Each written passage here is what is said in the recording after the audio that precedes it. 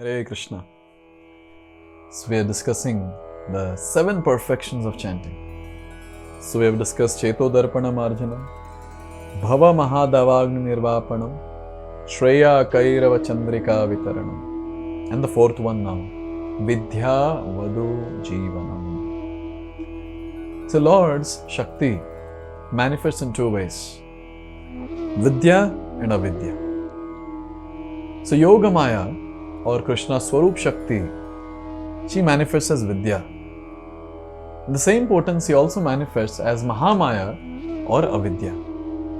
So this Avidya, it creates this material universe. And this Avidya, it covers the Swarupa of the living entity. It covers the constitutional position of the living entity.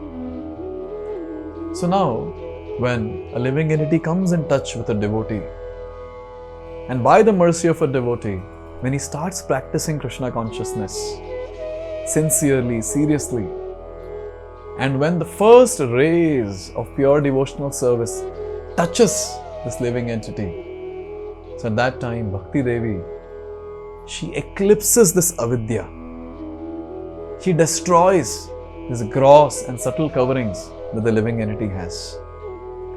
So as soon as the covering is removed, so what happens?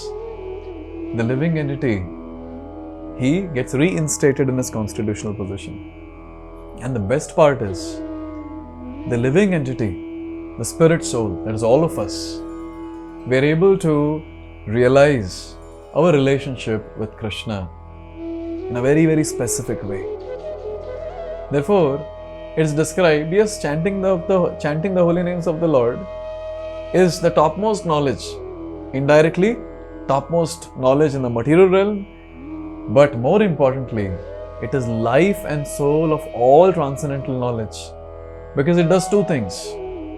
First one, it breaks the shackle of false ego and false prestige. That's the first thing that it does. And simultaneously, it elevates him to understand the eternal relationship with Lord Sri Krishna. Therefore, it is called as the source of all transcendental knowledge. Because finally, the topmost transcendental knowledge is our specific relationship with Krishna.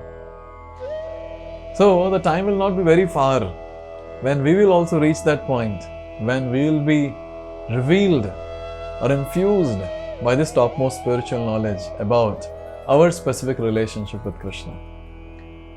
Can you imagine, we are just doing a simple activity of chanting the Hare Krishna Mahamantra. It's pretty simple. And we are expected to just chant and hear.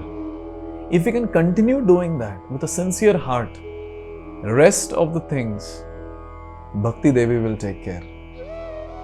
The Swarup Shakti of Krishna will take care. We need not think about what's next. The only thing that we have to keep doing is sincerely keep practicing, especially devotional service, and in that specially chanting of Hare Krishna Mahamantra. So when we do this, that day will not be very far when we will perfect our life understanding our specific relationship with Krishna. So let's meditate on this one point, that how chanting of Hare Krishna Mahamantra, a very simple activity, is going to reveal to us a very, very important thing in our life, and that is our specific relationship with Krishna. Hare Krishna.